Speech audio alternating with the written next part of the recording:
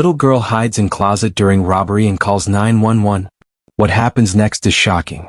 She was only 6 years old when her voice, barely louder than a whisper, cut through the static of a 911 line and stopped something terrible from happening. Trapped in a bedroom closet, clutching her mother's phone in both trembling hands, she could hear the footsteps on the stairs. They were coming closer. Her heartbeat pounded in her ears louder than the sirens in the distance. And yet, somehow she didn't cry. She didn't scream. She stayed quiet and brave. That single call, made in the darkest moment of her young life, would change everything for her family, and leave even seasoned officers speechless. Hey, this is Berg from Deep American Shadows. If stories like this move something deep inside you, if you believe in courage that comes from the most unexpected places, then take a second and subscribe to this channel. We tell stories that most people overlook. But once you hear them, you'll never forget them. It was just after noon on a Saturday in Clay County, Missouri. A quiet suburban neighborhood where front lawns were mowed in stripes, mailboxes stood like old friends at the edge of driveways, and children still rode scooters down the sidewalk. Emily was sitting cross-legged on the hardwood floor of the living room, drawing a picture with her crayons. Her favorite color was purple.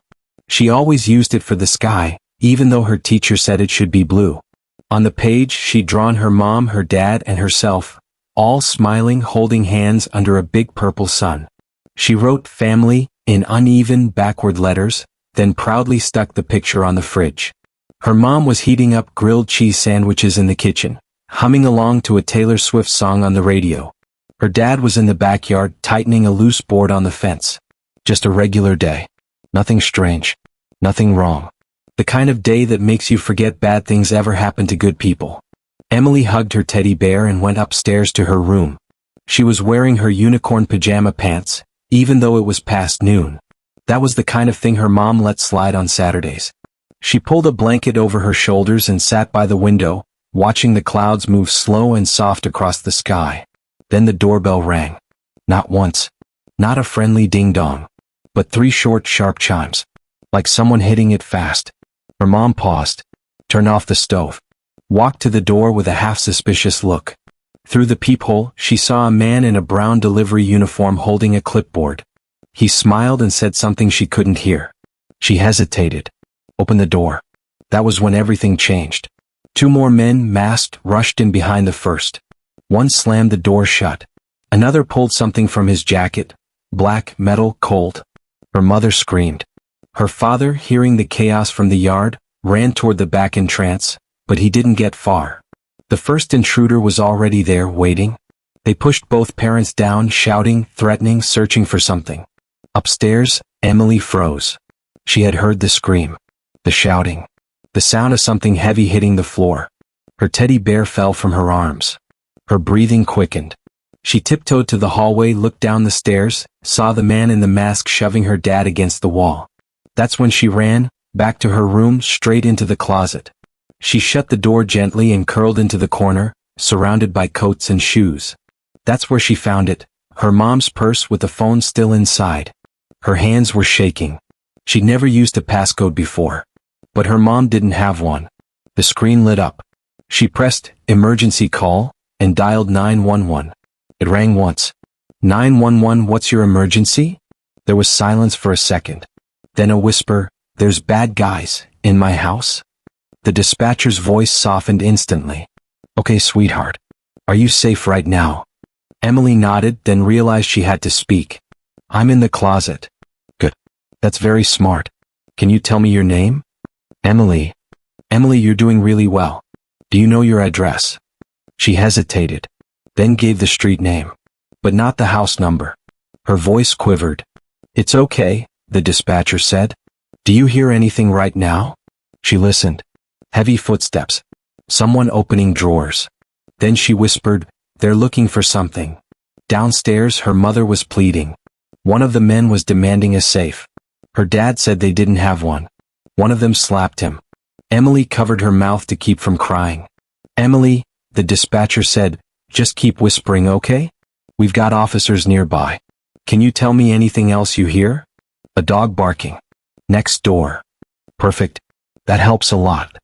A train, she added, her voice nearly vanishing. It's coming. The dispatcher typed furiously. There were 3 houses on that street near the tracks. 2 had dogs. One matched the voice of a child and a shaky signal on the phone. Back inside the house, the robbers were growing more agitated. One of them cursed loudly. "Check upstairs," he barked. Emily stopped breathing. She could hear the footsteps on the stairs. Closer. The creak of the floorboards. Her closet door didn't have a lock. She curled tighter, the phone pressed to her cheek, the dispatcher whispering in her ear, "You're so brave, Emily. You're doing amazing. Just a little longer." Outside, 2 sheriff's deputies had arrived, but stopped at the wrong house number. They scanned the porch, no movement. One of them heard a faint echo of a dog barking further down. That matched the clue. "Unit 7, the dispatcher radioed, check the house 3 doors down, further east. Pink mailbox. Possible child in closet. Offenders may be armed." They moved fast. Guns drawn. No sirens. Quiet boots on gravel. They reached the side gate and crept in. From inside the house, one of the men shouted again, "There's gotta be a safe in here somewhere." The mother screamed back, "We don't have a safe." Emily clutched the phone tighter. The dispatcher whispered, "Officers are right outside. Just stay quiet, sweetheart." Then everything happened at once. A loud bang at the back door. Shouting. 2 intruders ran toward the kitchen. Another was still upstairs. Emily could hear his breathing now. Just outside the closet. Her heart stopped. She curled into a ball. A moment of silence. Then a voice outside the house. "Sheriff's Department." Hands in the air. Gunshots. 1, 2. Then nothing. The man upstairs bolted back down the stairs. Emily didn't move. She heard voices. Footsteps again. But this time slower. Heavier. One of them stopped near the closet. A knock. A voice. "Emily? It's okay now. You can come out." She didn't answer. The door opened slowly. A beam of flashlight hit her face. She was curled up in the corner, eyes wide, arms wrapped around her knees. The phone still in her hand. The deputy lowered his voice. "You're safe now." And for the first time, Emily spoke above a whisper, "Is my mom okay?" He smiled. "Yeah. Thanks to you." The deputy gently scooped Emily into his arms, careful not to startle her. She didn't resist. Her tiny fingers still gripped the phone tightly, as if it were the only thing keeping her connected to the outside world. Her face was flushed and tear-streaked, but her eyes, those wide, glassy eyes, held something far beyond her years. He carried her down the stairs slowly, whispering to her that everything was okay now, that her parents were safe. She didn't speak. Not yet. In the living room, the scene looked like something out of a nightmare. A table overturned. The TV shattered. Couch cushions thrown across the floor. Emily's mother, Melissa, was sitting on the ground against the wall, hugging her knees and rocking slightly. A female officer was crouched beside her, checking for injuries. Emily's father, David, had a bloodied lip and a red mark on the side of his head, but he was on his feet, speaking to one of the officers with both hands trembling. As soon as Melissa saw Emily in the deputy's arms, she cried out, a deep, guttural sound, and rushed over, wrapping her arms around her daughter with such force that the deputy instinctively stepped back. "She called 911, the deputy said quietly. From the closet. Melissa froze, looking into Emily's face, confused, overwhelmed. Then she started sobbing. She pressed her forehead to Emily's and kept repeating, "I'm so sorry. I'm so sorry." It took a while before Emily said anything. She clung to her mother, nodding, blinking slowly. Finally she whispered, "I didn't know what else to do." David crouched next to them and placed a shaky hand on Emily's back. "You did everything right, sweetheart. You saved us." The paramedics arrived shortly after. Melissa had bruises on her wrists and a cracked rib from being thrown to the ground. David's head wound needed stitches. But they were alive. All of them. And it was because a little girl had found the courage to whisper into a phone when everything around her told her to be quiet, to hide, to wait. The 3 intruders were taken into custody. 2 had been arrested on the spot, 1 shot in the leg during the scuffle at the back door.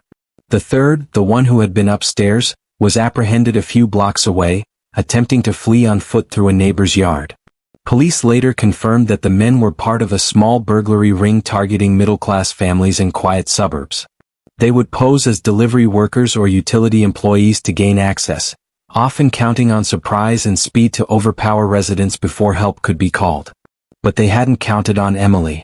Back at the police station, dispatcher Amanda James sat at her desk, listening again to the recording of the call. Her hands trembled slightly as she turned up the volume on her headset. She'd been a 911 dispatcher for 13 years. She'd handled heart attacks, car crashes, armed break-ins, even suicides. But she'd never heard anything quite like that voice. The softness, the fear, the quiet determination. Amanda closed her eyes as the playback ran. There's bad guys in my house. I'm in the closet. I'm scared, but I don't want them to take my mom. Amanda bit her lip, pressing pause. She's why I do this, she whispered. Later that day, Sheriff Thomas Delgado held a press conference on the courthouse steps. With microphones from local news stations lined up in front of him and cameras clicking non-stop, he took a moment before speaking. Today a family is safe. 3 dangerous suspects are in custody. And all because of the bravery of a 6-year-old girl. He paused, letting the words sink in. Emily's call gave our officers just enough time to respond. Her description of the sounds around her, dogs barking, a train horn, guided us to the correct house after an initial address mix-up. She stayed on the line, calm under pressure, and followed instructions like a professional. But make no mistake, she's a child. A little girl. And her courage is something that every adult in this community should look up to. Reporters asked about her condition, whether she had been harmed. Sheriff Delgado confirmed she had not been physically hurt, thanks in part to the fact that the intruders didn't know she was there. When asked if Emily would be recognized in any way, the sheriff said simply, "We're working on it." By evening, the story had reached local TV, then regional. By morning it was on national news. 6-year-old hero saves family with 911 call, read the headline on CNN. Little girl outsmarts armed intruders in suburban break-in, said Fox. Emily, of course, didn't understand the magnitude of it. Not yet. She only knew that people kept calling her brave, and that her mom cried every time someone said thank you to her. At school the following Monday she was met with cheers from her classmates. Her teacher, Mrs. Carpenter, had placed a big gold star on the whiteboard with her name in the center. Emily, our hero. But all Emily wanted was for things to go back to normal. She didn't like the cameras, or the attention, or the reporters parked outside her house asking for interviews. At night, she still jumped when she heard footsteps in the hallway. She kept the closet door open now and insisted that her mom leave the light on. One night, a few days after the break-in, Melissa sat with Emily in bed, brushing her daughter's hair slowly. "You know," she said, "I think God put something very special inside you." Emily looked up. "What do you mean?" Melissa smiled. "Most people, when they're scared, they freeze. But you didn't. You helped. You saved us." Emily didn't answer right away. Then she said, "I wasn't trying to be special. I just didn't want them to hurt you." Melissa kissed her forehead. "That's exactly what makes you special." A week later, Sheriff Delgado returned to Emily's elementary school. This time not for a press conference, but for a surprise. During morning assembly, as the children sat cross-legged on the gymnasium floor, the principal called Emily up to the front. She walked up slowly, her tiny feet padding across the polished floor. Sheriff Delgado bent down and handed her a framed certificate with a gold seal. For exceptional bravery, composure, and heroism in the face of danger. The students clapped. Emily blushed. Then the sheriff reached into his coat and pulled out something else, a small polished badge. "And this," he said, "is from my department. It's not a toy. It's a real badge. It's a symbol of what you did. You acted with the heart of a deputy." Emily looked up at him wide-eyed. "Can I still be a vet when I grow up?" The whole room laughed. Delgado smiled. "You can be anything you want, kiddo." Later, Amanda, the dispatcher, met Emily for the first time. She crouched down to eye level, her voice breaking slightly. "I've taken thousands of calls," she said. "But I've never talked to someone as brave as you." Emily tilted her head. "You sound different in real life." Amanda laughed through tears. "So do you."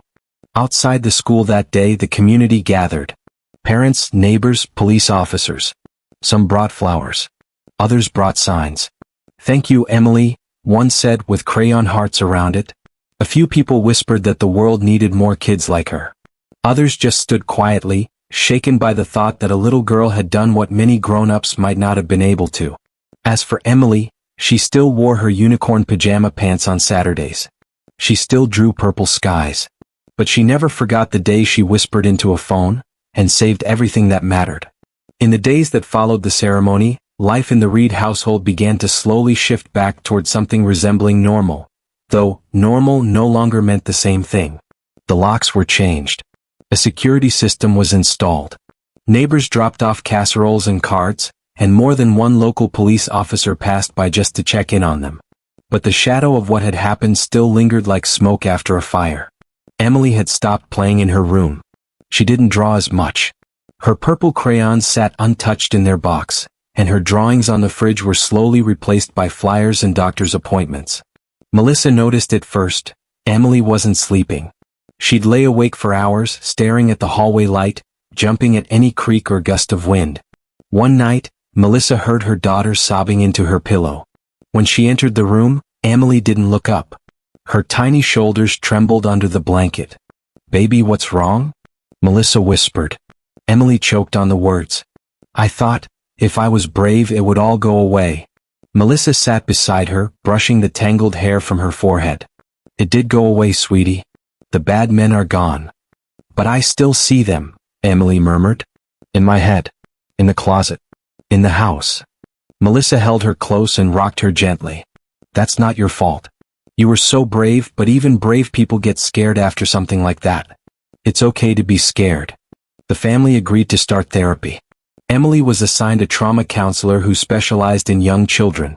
Her name was Dr. Carla Monroe, a warm woman with silver hair and a voice like soft rain. She met Emily twice a week, using puppets and drawings to help her process everything.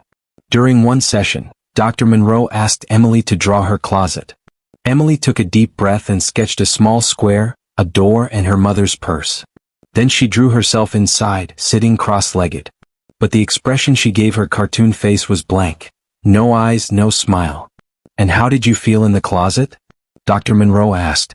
Emily pressed the crayon hard against the page and scribbled black all over the drawing. "Alone," she whispered. Dr. Monroe looked at her gently. "What would it look like if you weren't alone in there?" Emily stared for a while. Then she picked up a yellow crayon and drew a second figure next to herself, a police badge on its chest. "You remember the dispatcher's voice?" Dr. Monroe asked. Emily nodded. "She made me feel like I wasn't invisible." At home, David was dealing with his own guilt. He replayed the events over and over in his head, the doorbell, the sound of footsteps, the moment he was overpowered. He'd always thought of himself as the protector of the house. A father. A husband. A man who could stop anything. But he hadn't. And it ate at him.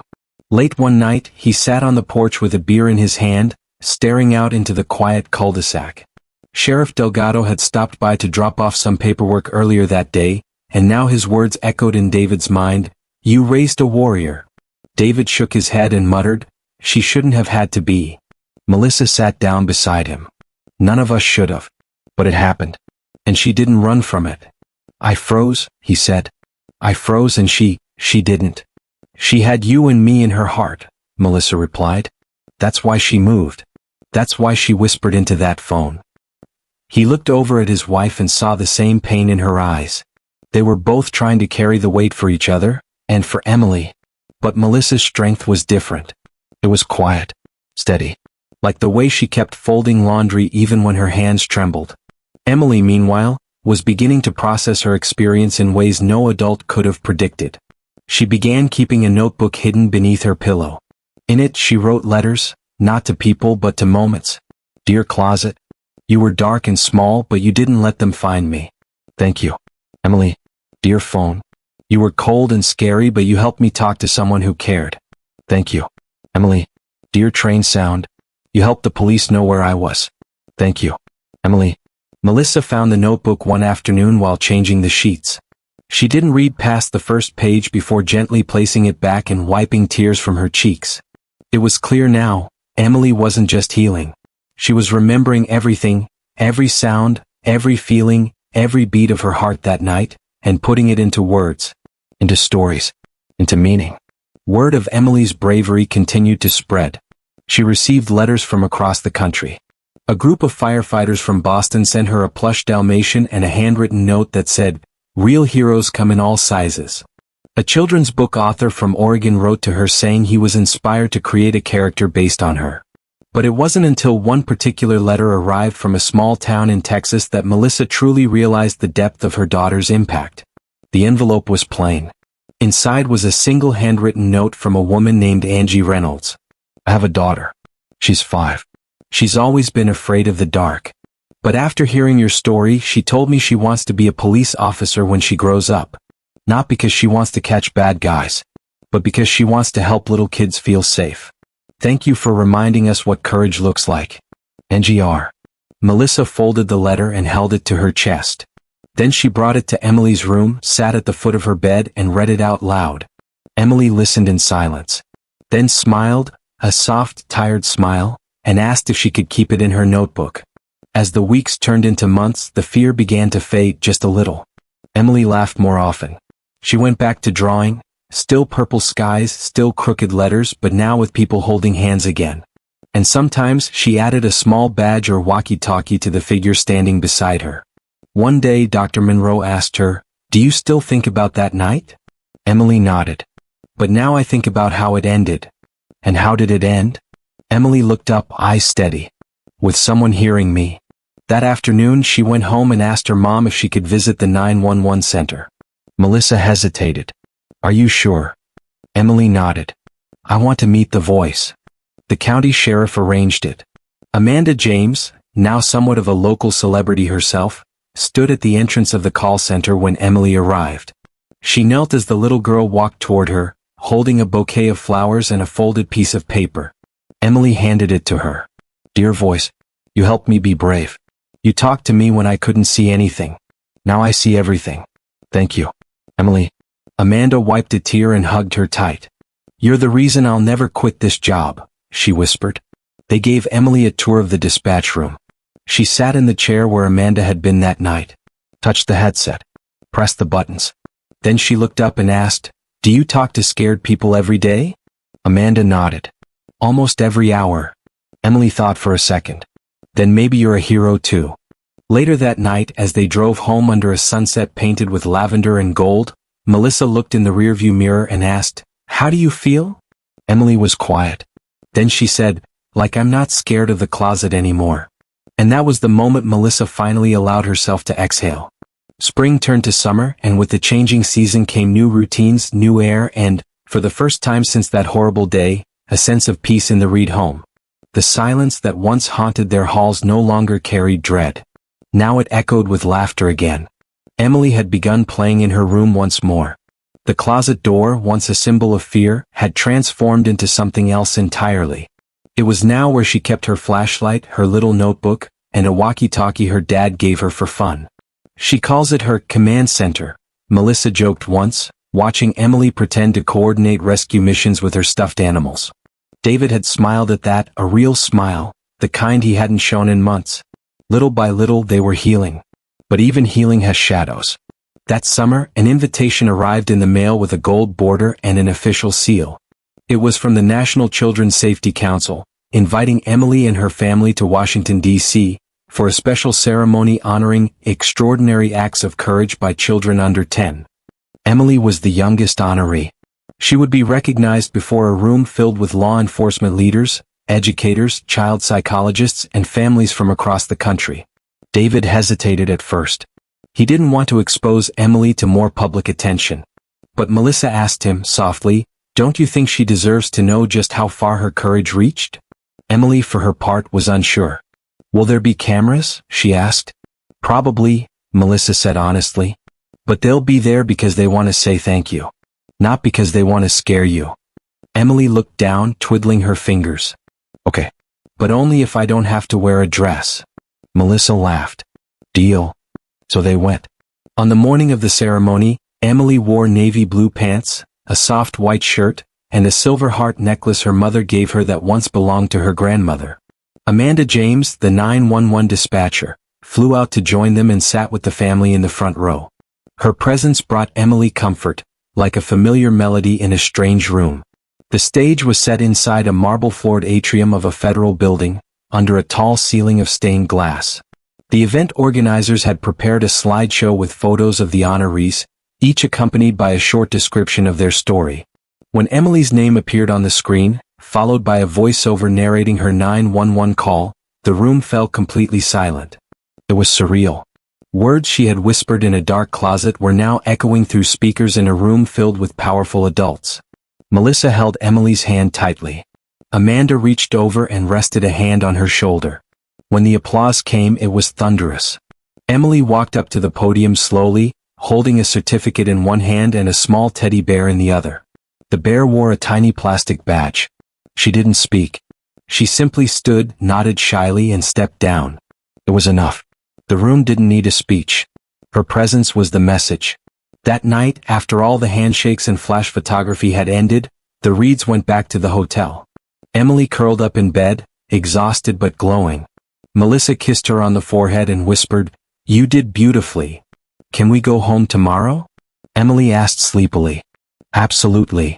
Back in Missouri, something had shifted in the community too. Before, the neighborhood had been one of those everyone keeps to themselves places, friendly but private. Since the incident, that had changed. Families talked more. Windows stayed open longer in the evening. Neighbors checked in on each other. Strangers waved instead of just nodding. One afternoon, the Reeds were invited to a neighborhood barbecue at the park. Emily didn't want to go at first, nervous about people whispering or staring. But when they arrived, no one crowded her. Instead, kids just asked if she wanted to play on the swings. And she did. For nearly an hour, she laughed freely, racing up the jungle gym and making daisy chains with two girls from the other block. Melissa watched from the picnic table, her eyes welling with tears of quiet gratitude. Amanda had been right. Healing comes in pieces, not in waves.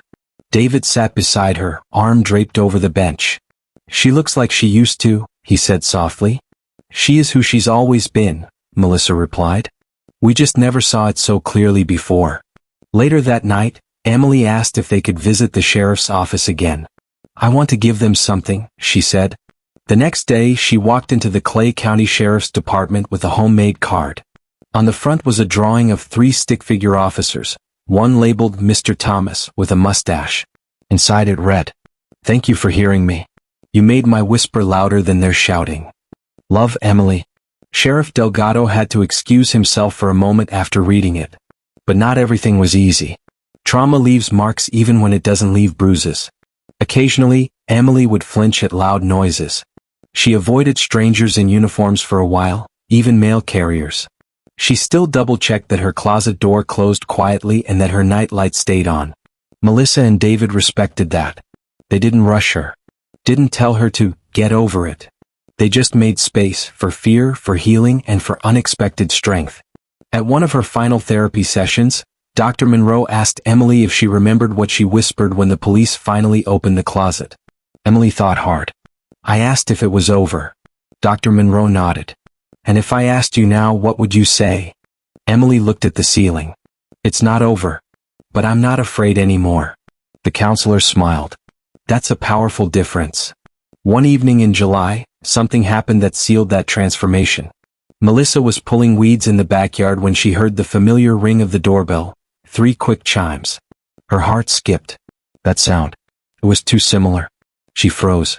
But before she could move, Emily came running from the hallway and peered out the window. She turned back and said, "It's just the UPS guy, Mom."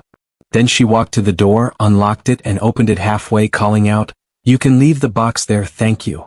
She closed the door calmly and turned around. "It's okay." He didn't even come up the steps. Melissa stared at her in awe.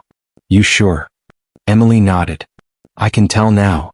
Melissa knelt down and hugged her tightly. "You're incredible, you know that?" Emily shrugged. "I'm just practiced." That night, she wrote one last note in her journal. "Dear Fear, you tried to live in my house. But I moved you into the closet. And I don't go in there anymore unless I want to. Goodbye, Emily." She folded the page carefully and taped it to the inside of the closet door. Then she turned off the light and went to bed, this time without asking her mom to stay. And for the first time in months, the house stayed quiet, not because of fear but because there was peace. The summer rolled on, slow and golden, the kind of summer that wrapped the town in warmth and made the days stretch longer than usual. For most people, it was just another season. For Emily Reed, it was the first time she felt like a kid again. Weeks passed without nightmares. The security system at home rarely went off. No news vans parked across the street anymore. Her face wasn't on television or newspapers. Just the fridge right where it belonged. She went to sleep without asking her mom to check the locks. She even went into the closet alone one afternoon to look for her rain boots, and when she came out, she said nothing. Just laced them up and went outside to stomp in puddles. That's when Melissa knew. It wasn't about forgetting what happened. It never would be. But Emily had reclaimed the space. She'd reclaimed the sound of the doorbell, the silence of night, the edges of her own home. She had redrawn her world, and this time she was holding the crayon. David, too, had come full circle in his own way. He no longer walked the perimeter of the house every night. He stopped blaming himself. There was a quiet moment one evening, just after putting Emily to bed, when he sat on the porch alone, staring out into the street that had once been a battleground. The sky above him was soft and orange, the kind of sky you only get in small towns during the summer. He closed his eyes and whispered, "Thank you." Not to anyone in particular. Maybe to God. Maybe to Emily. Maybe to the version of himself that had once believed he was the only one who could keep his family safe. Now he knew better. At the end of August, the school principal invited Melissa and David in for a meeting about a special project. Emily's third-grade teacher had proposed a new safety curriculum inspired by real heroes in real situations. She wanted to include Emily's story, not as a spectacle but as an example of what to do during a crisis. Melissa hesitated. "Are you sure that's a good idea?" The teacher nodded. "She told me she wants other kids to know they're not powerless. That if they're scared they can still be smart. Still be brave." David smiled. Then yes, she'd want this. Emily helped her teacher record a short video to be shown to students. In it, she spoke clearly and calmly. "If you're ever scared, it's okay. Even if your voice shakes, use it. Somebody will hear you. Somebody will help." The message spread beyond the classroom. The local sheriff's department adopted her video as part of a community outreach program. Other counties requested copies. A national 911 training conference invited Amanda James to speak about the call. She played a short clip of Emily's recording and said, "We train for everything. But nothing prepares you for the sound of a child saving a life." Emily never saw herself as famous. She didn't like the attention, or the big words people used like heroism or valor. But she did like the idea that her story might help someone else. That maybe, somewhere, a scared kid in a dark place would remember her words and do the same thing she did. In October, the town held a small gathering in the park to dedicate a new playground. It was built with donations that had poured in after Emily's story spread. Money people sent from all over the country, saying they wanted to give children a safe place to play. The mayor gave a short speech. Sheriff Delgado said a few words. Then, with all the children watching, the mayor unveiled a sign near the entrance of the playground. Read, "Emily's Corner." In honor of the smallest voice that spoke the loudest. For every child who finds courage when it matters most. Emily didn't say much that day. She just played with her friends. Swung higher than she ever had before. Laughed louder. Ran faster. Melissa and David watched from a picnic table, holding hands. "She's okay," Melissa said softly. David nodded. "She's more than okay. She's becoming." That night, back at home, Emily sat at her desk by the window and opened her notebook. She turned to a fresh page. The stars were out, and the closet door was wide open behind her. Not because she forgot to close it, but because she didn't need to. She began writing. "Dear other kids, if you're scared, it doesn't mean you're not brave. If your hands shake, it doesn't mean you can't help. I was scared too. But I whispered anyway. And someone listened. You are never as alone as you think you are. Emily." She folded the note and placed it in a small glass jar labeled, "For someone who needs it." She told her mom she wanted to hide it at the new playground, somewhere only a kid might find it. So they did. The next morning, before anyone else arrived, she tucked the jar inside a hollow in one of the climbing trees. Then she walked away, no ceremony, no announcement. Just a quiet gift for someone, someday. And maybe that's the most powerful part of this entire story. Not the moment of the call. Not the headlines. Not the badge or the award or even the park named after her.